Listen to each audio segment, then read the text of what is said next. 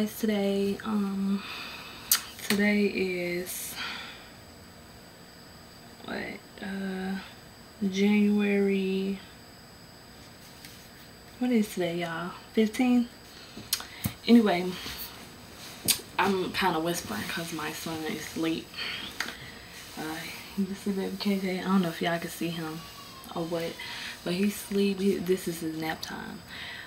Krishan is at work right now, if y'all wondering where he's at. I feel like I'm close to the camera.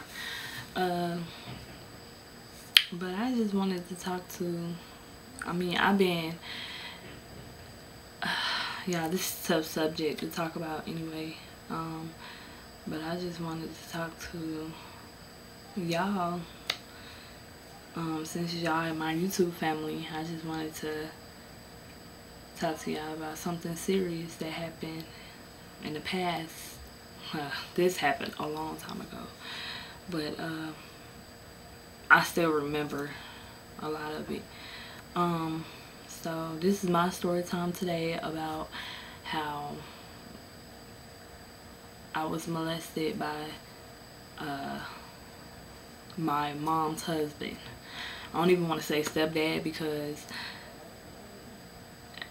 you know, you'll get the gist of why I don't want to say stepdad, because he's not my stepdad no more. They're divorced and he's deceased actually right now. But anyway, let me hop right into the video. Yeah, so this, my mom met this man. I'm not gonna put his name out there because he do have family members. My mom met this man. We're just gonna call him Bill. We're gonna call him Bill. And they were dating. Well, she didn't bring him around as soon as they started dating. They was dating for what? By the time she brought him around, they was dating for like at least a good couple of months. I don't know how long. I know it was some months. And when I first met him was when I was in church. I used to go to the church, Faith Bible Fellowship. Baptist Church is in Perry, Georgia. And I used to go there and sing on the choir and stuff. I was at this time I was 10. And no, I was 10. And when I first met him, we went out to eat.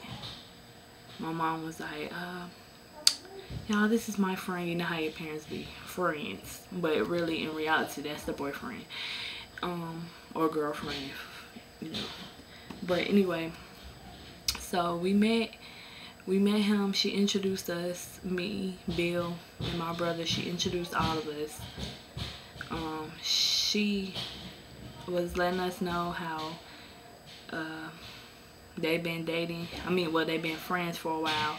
Anyway, it's just after that, I forgot what restaurant we went to, y'all. It really doesn't matter.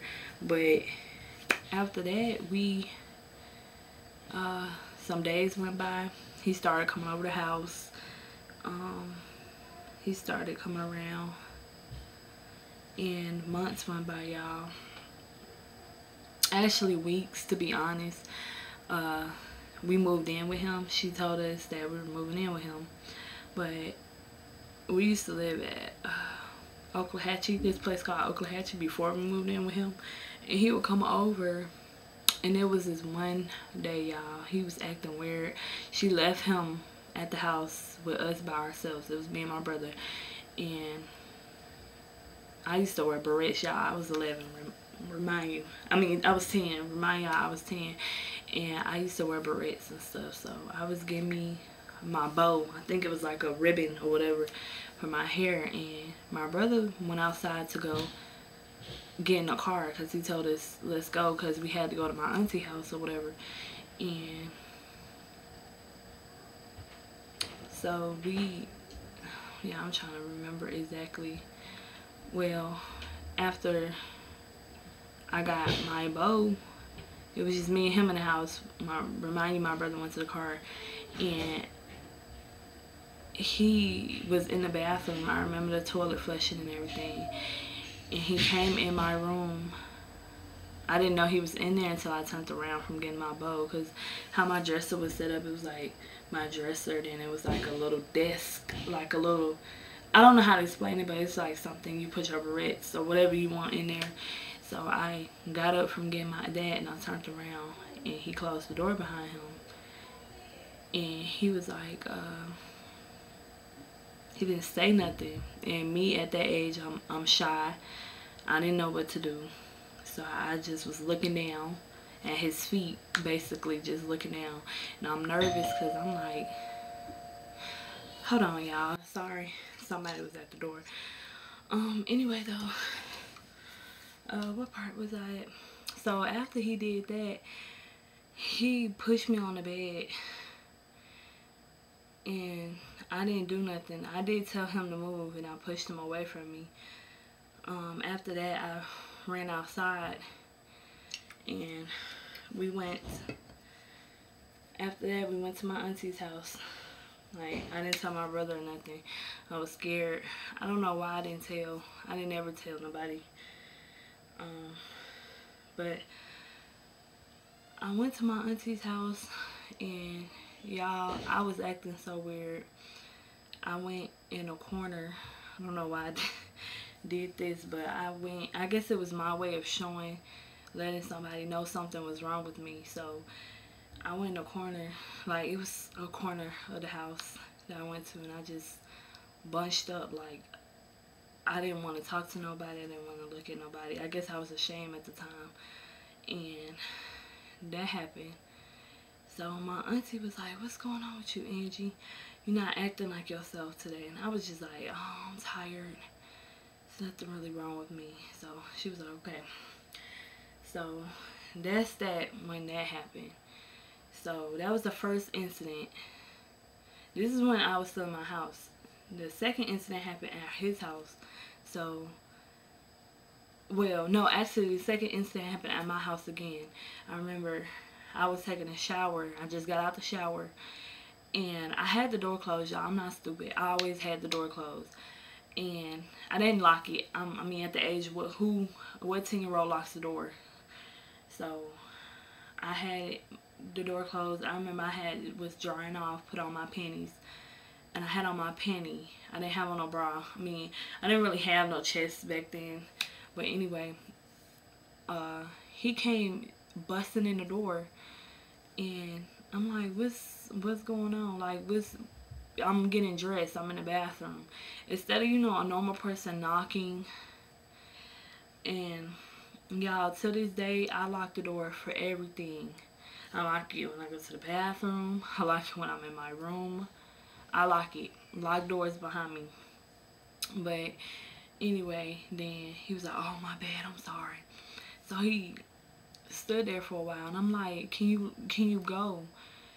And when I called my mom, because my mom was, her room was right next door to the bathroom, and she was like, what's going on?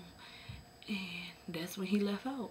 And I was like, Ma, he just walked in the bathroom. Now, I did tell her that.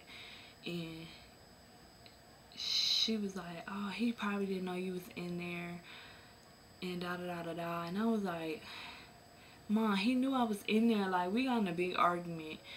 And that kind of hurt me, because I was like, dang, Ma, I'm your daughter, and you supposed to, I'm letting you know somebody just walked in the bathroom. It's not just somebody, a grown man, your boyfriend just walked in the bathroom on me and just stood there. And she just basically was like, oh, he didn't know you was in there. It was just a mistake, da-da-da. So that happened. Then she had ended up, like a couple of days later, she ended up talking to me and my brother, and she was like, do y'all like Bill? And I was like, well, not really. I told her I didn't really like him, but I knew my mom was happy. So again, I was like, well, Mom, it's all on you. You're dating him, and all that matters if you're happy. And she was like, yeah, he makes me happy. And she was like, I just want y'all to like him and get along with him. and stuff like that. And so we was like, okay, mom. So we left it alone. And after that, she didn't ask us no more about that. So I guess she asked that because probably a month later, she told us we were finna move. She didn't even ask. She said we're finna move in with Bill. And he lived in the deepest part of Sand Hill. I did not like. Right over there by Dairy Queen. I don't like, y'all. If y'all live in Perry, y'all know what I'm talking about. Anyway, nothing against nobody else that live over there, because I do know people that's over there that live behind Dairy Queen and that live across the street from Dairy Queen. Nothing against other people that live, but I wasn't used to that kind of lifestyle. So when we moved in with him, it was all cool, you know, kudos. Everything was going peaches and cream. And like 3 months after we moved in, they got married. Can't remember what month they got married. And after they got married, that's when everything went downhill for me. That's when a lot of stuff changed. So I think at this time I'm 11 already, 11 or 12. I think I was 12 or 11, whatever. I don't remember what age, but I just know I was young. And I think I was 11 or 12, but I was going to the 8th grade.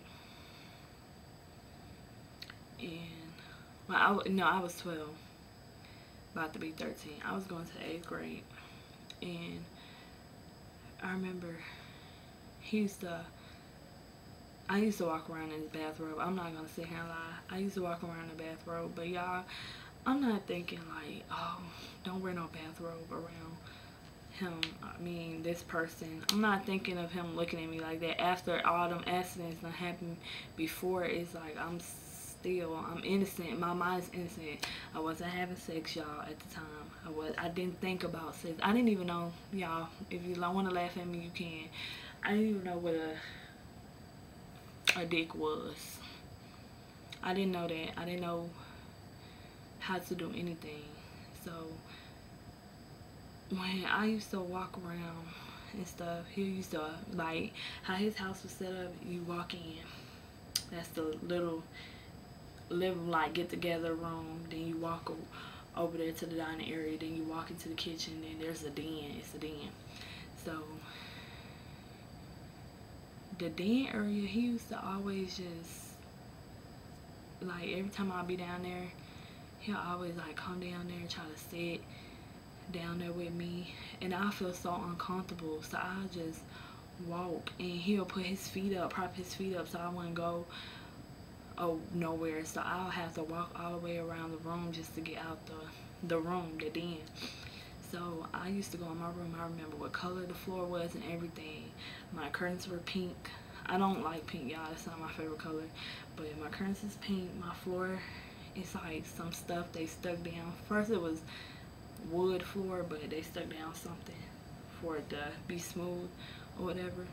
But I remember I had a lava lamp or whatever. Excuse me, y'all.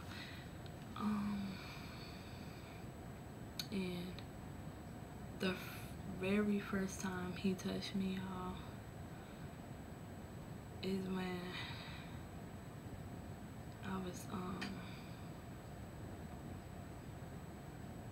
I was getting up for school, and my mom was asleep, my brother was asleep, I was getting up for school.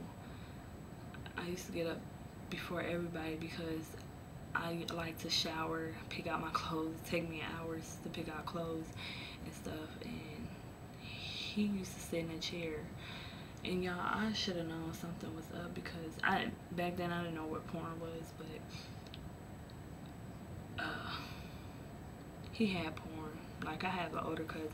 He ended up telling me what it was because it was like these videotapes on his little thing. He used to take his medicine and it was porn videos stacked on top of each other, and some of them would be like 18-year-old girls and young females basically. So I would get up in the mornings and get ready for school, and he would always touch me on my butt and try to do other stuff, kiss me, kiss on my neck, and he dared me not to say nothing.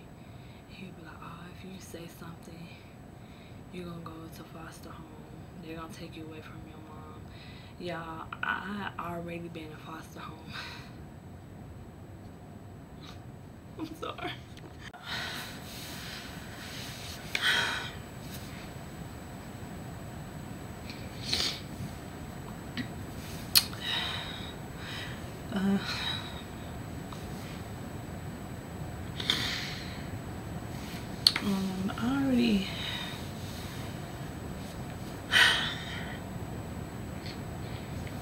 I already been through all that before, like the foster home stuff, so it scared me. So I was scared to tell anybody,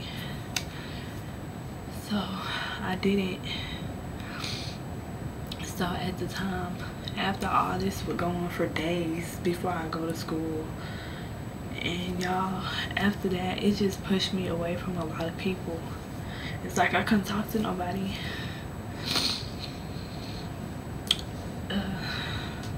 I had to really isolate myself from people,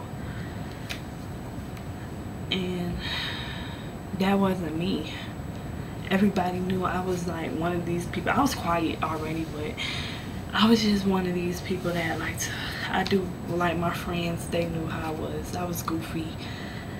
I like to laugh.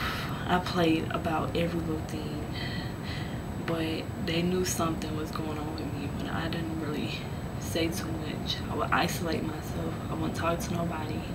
I would stay in my room 24/7. Anyway, so after the touching started going on, that's when one night my mom went out. Oh yeah, y'all, and I had to get braces. So it was one night, the night I came back from Atlanta from getting my braces. This is my first time getting my braces on. And y'all, gave me nine. Those braces was hurting me so freaking bad. All right here. So I was in pain, and my mom went to the store that night, and she went to choir rehearsal too after that. My brother went end up spending the night at my cousin's house, so I was there by myself with him. And y'all, I was scared, and I just knew something was gonna happen. So I stayed in my room. I didn't come out until I got in the shower. I took a shower. I thought he was asleep, and y'all, this man came in the bathroom.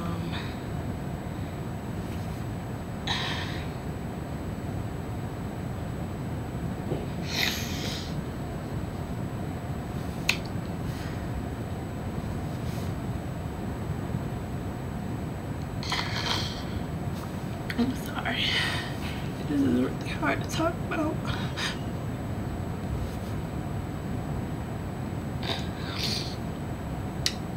He came in the bathroom and basically drugged me in his room and threw me on the bed and stuck his penis inside me, and it hurted so bad.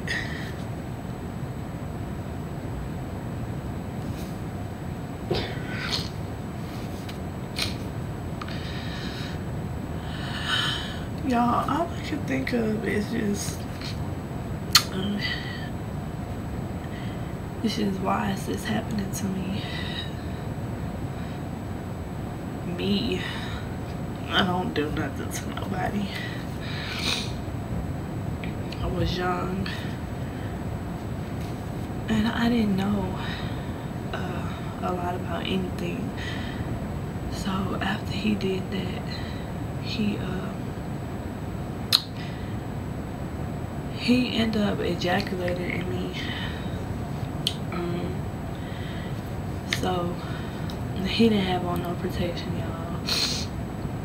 So that was that night, and I ended up taking another shower, y'all, just trying to get his smell and touch, anything, everything off of me. And y'all, back then I did not know if you, like, you're not supposed to take showers after that happens, so the police or whoever you tell, they can look for the DNA or whatever. So that night happened, and every morning after that night, I promise y'all, he kept doing the same thing, even when my mom was in the house. And I was just so scared to tell y'all. I didn't know if my mom was gonna kick me out or be mad at me because I let it happen so long, or, excuse me, I was basically ashamed, so I kept it to myself. And I think when I finally told somebody, it was my auntie. And my auntie,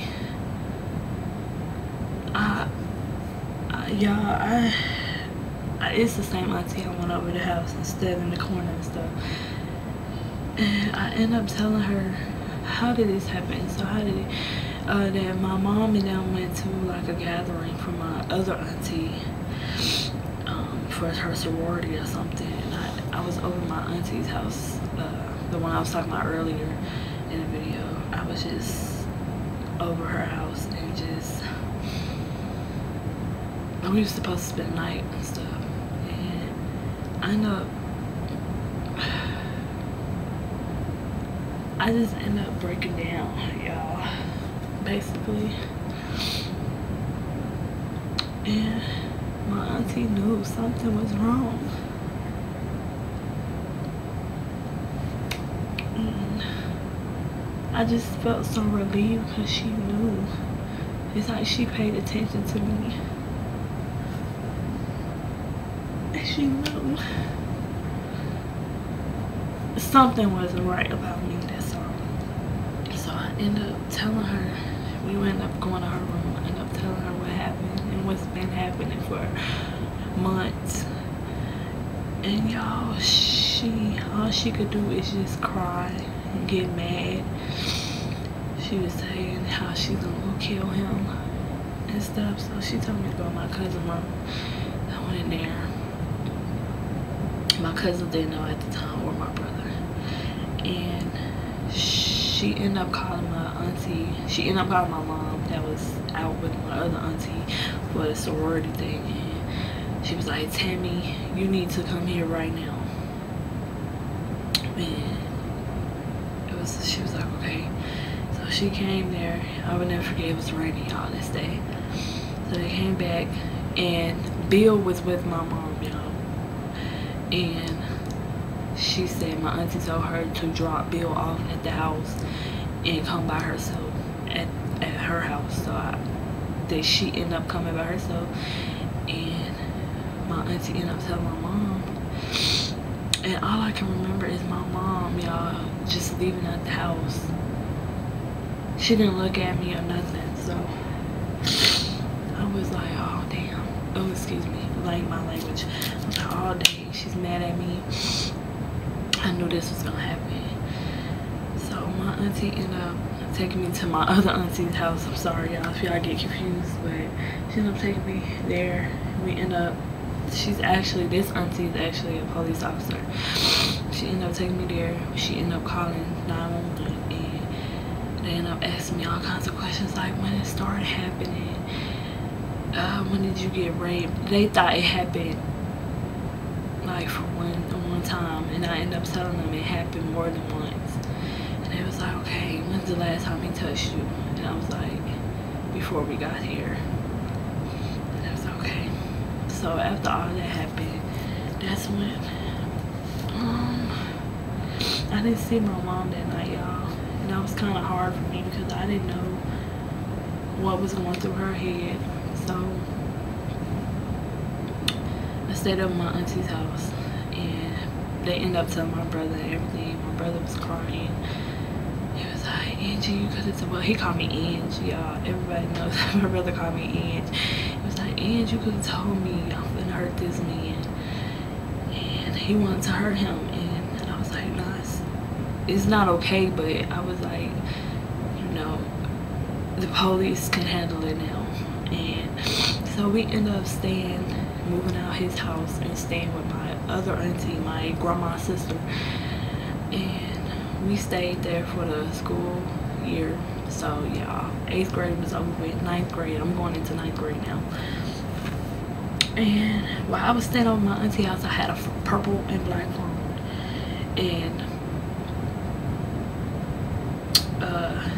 he messaged me on my phone and was like, where are you? Where's your mom? I'm talking about Bill. And my mom, okay, y'all, my mom ended up coming back like 2 or 3 days later. And me and her wasn't talking like that. I think that's when me and her relationship fell off. I feel like that's where it fell off at. So I ended up letting her, I ended up sneaking into her phone, or something told me to do it. And I knew her passcode and everything, and I listened to all the messages Bill was just sending her saying, let's go talk somewhere, let's go to the park or somewhere where I could talk to you. This is y'all, nobody got to hear my side of the story, basically trying to cover his stuff, his dirty deeds up. So I ended up deleting them, y'all, I'm not gonna lie. And then it was kind of rocky for me anyway, because I started getting the most ugliest attitude, y'all, towards my mom. I wasn't blaming her, it's just, I was just wondering why she didn't see what my auntie seen. And I was just letting her know, like, me and her really didn't talk like that. So after some days went by, I ended up getting checked out of high school. I was in Perry High School at the time.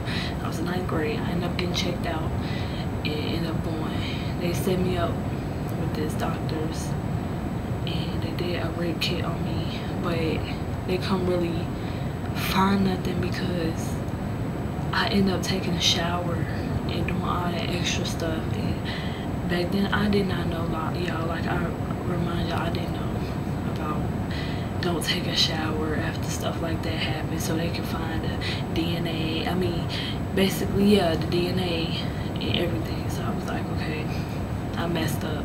And I was mad about that because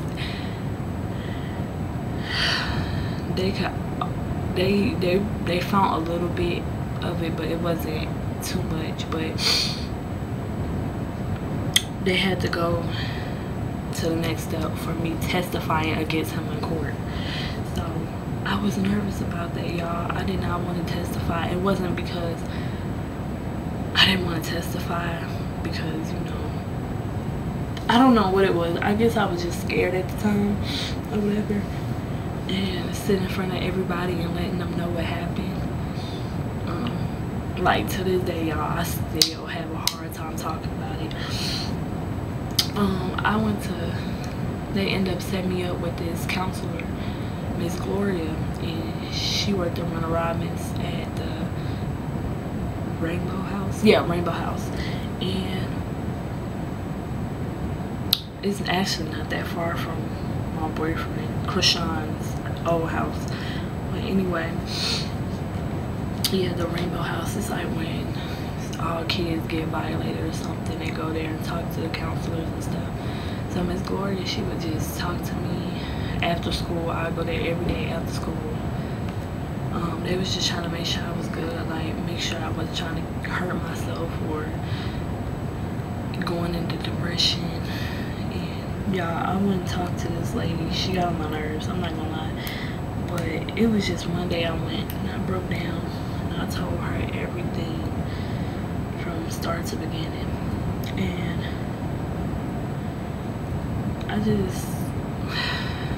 I felt relief. And I just was upset because I was like, this man is still walking around and he's scot-free right now while I'm sitting here hurting. He took my innocence from me, my virginity, my everything from me, and I can't get it back. So I felt kind of upset. I was angry. I didn't trust people anymore. I didn't trust men, especially men. I didn't trust men, and to this day I don't trust people, but it's gotten a lot better. But anyway, so I used to go there every day after school, talk to her about my problems, and then my mom used to drop me off there. My mom didn't really like sticking around there because I don't know, I think my mom, it was still a shock for her or whatever. So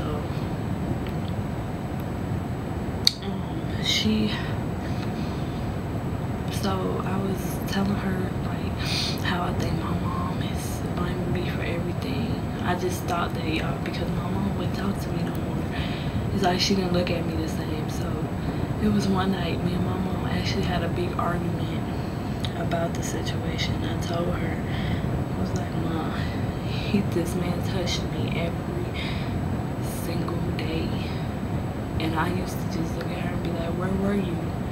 Why you didn't notice what was going on with me? And at one time I told her, your boyfriend walked in the bathroom on me. Like, it could have been stopped there, but she felt so mad and angry. She was like, you know, Angie, you should have told me. You should have did this.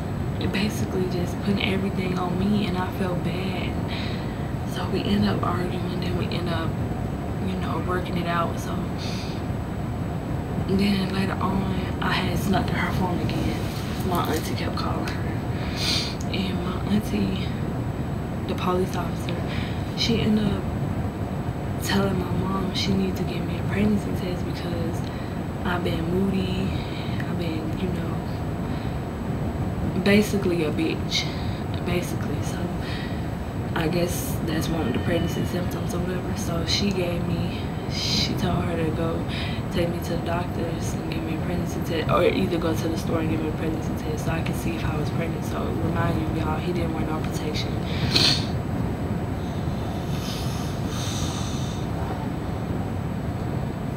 I'm sorry, KJ's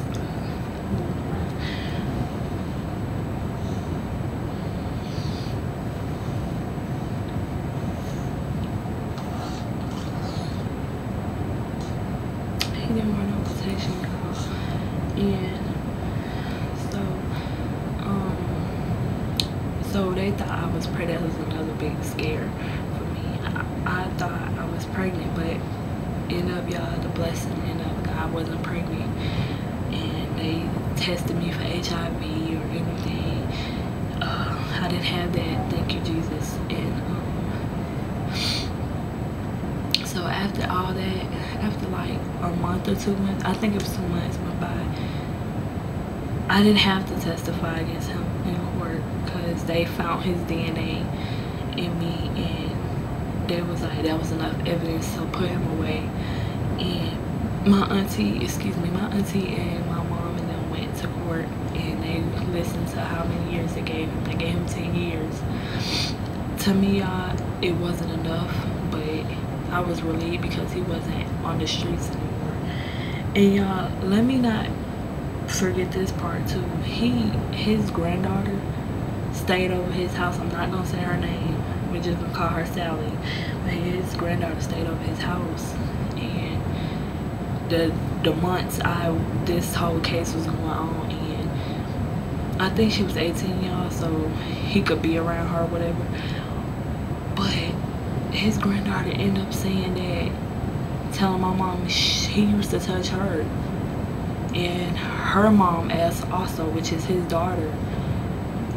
And my mouth opened wide when my dad told me, because my dad ended up coming down from New York, and my dad was devastated too. And so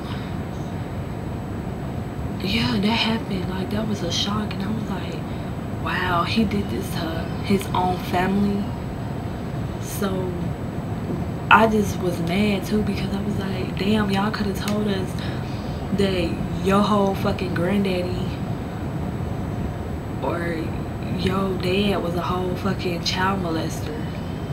I mean, ain't nobody told us. They knew this the whole time, so they knew I wasn't lying. But at the same time, his family was mad at me, like, for what, and it happened to you too. So after that was said and done, yeah, the court ended up giving him 10 years. The judge, I meant.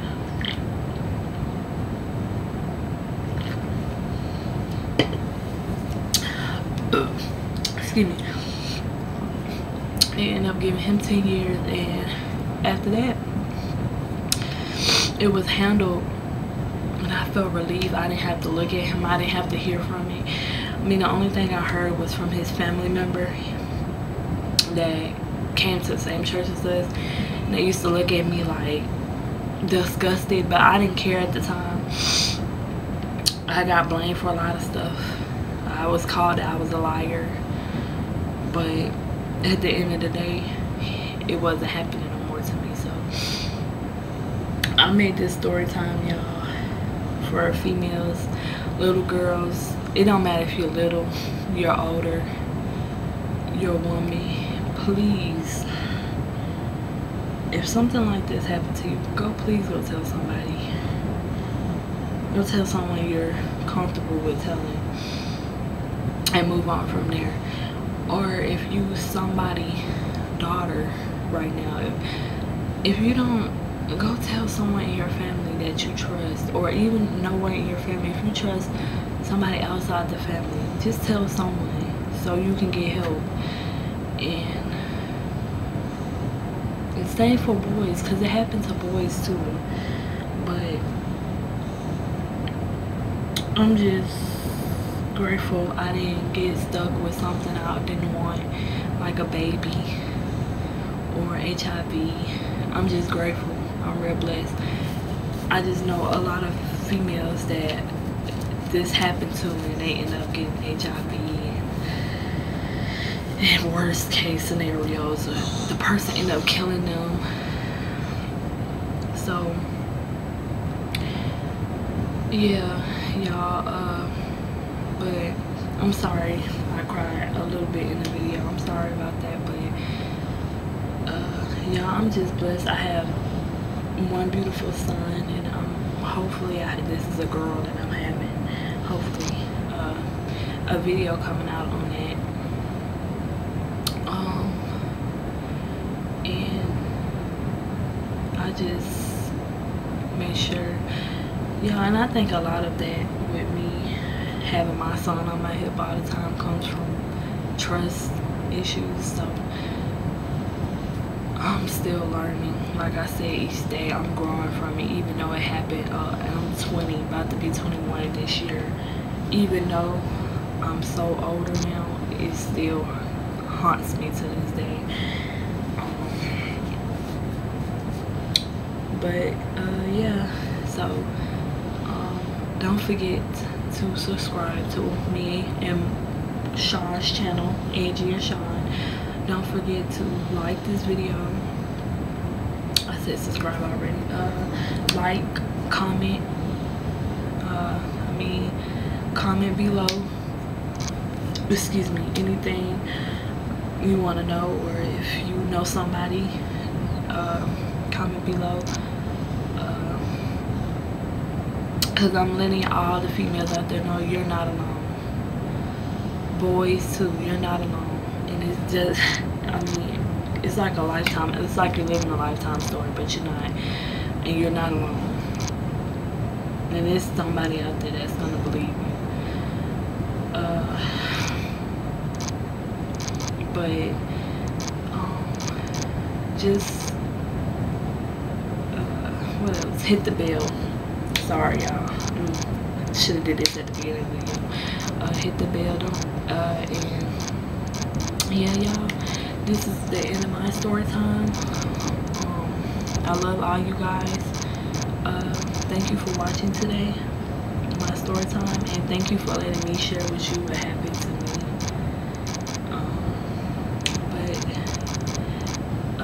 Get this video, let's see, to 10 likes, then I will drop another story time, and it's gonna be a nice story time. Maybe this story time probably won't be so sad. Yeah, I'll make this story time kind of happy one. So what else? I feel like I'm forgetting something. Well, alright, everybody have a blessed day, and peace.